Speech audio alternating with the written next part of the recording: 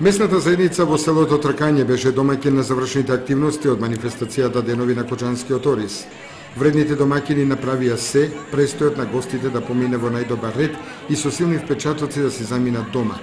На неколку штанда беа изложени етнолошки предмети кои го карактеризираат овој крај со богатство од предмети, алатки и везови, традиционалното обележје на трканчани.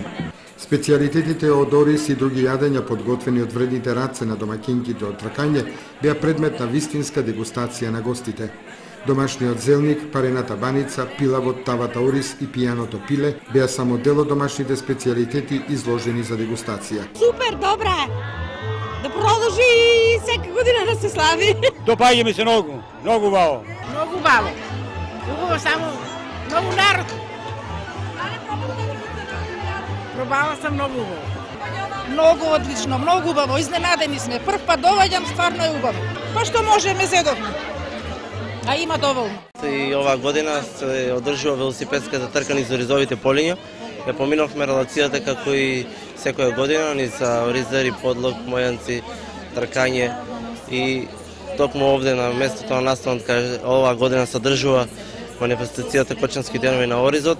Завршуваме со нашата велосипедска трка и мора да се пофалам дека оваа година е најмасовно или зема учество околу 110 велосипедисти или 110 велосипеди, а за прв пат имаме и гости од страна, како што овој пат беа гостите од Радовиш и Пробиште. Целта на нашето доваѓање на ова промотивно возење, како што кажа велосипедистот Јоже, е да се промовира велосипедот во Кочани и пошироко во Македонија, затоа што знаеме дека велосипедизмот денеска е еден од најубавите и најпопуларните спортови во светот. На сцената во училишниот двор по 5-часовна програма настапија бројни ансамбли и групи учесници на манифестацијата Денови на Кочанскиот ориз.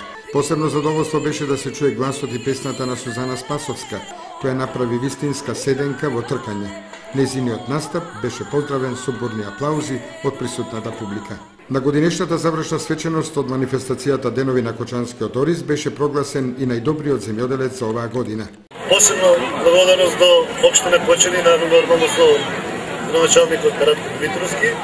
И ова е многу голем стимул за нас младите земјоделци да продолжиме и така понатаму и да се трудиме што можеме повеќе во делот на земјоделието. Годинава завршниот дел од манифестацијата Денови на Кочанскиот ориз беше мощно солидно организиран како никогаш досега. За да се направи една ваква манифестација бара многу труд, ангажман.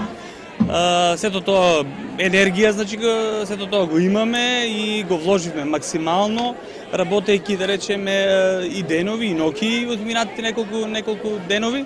Така да мислам дека постигнавме максимум од целата работа и се надеваме дека и гостите кои што се додени како од државата, така надвор од државата, се надевам дека ќе понесат од овде некои пријатни мигови, импресии. Честитки за членовите на местната заедница и жителите од Тркање кои направија се организацијата да биде на вистинско професионално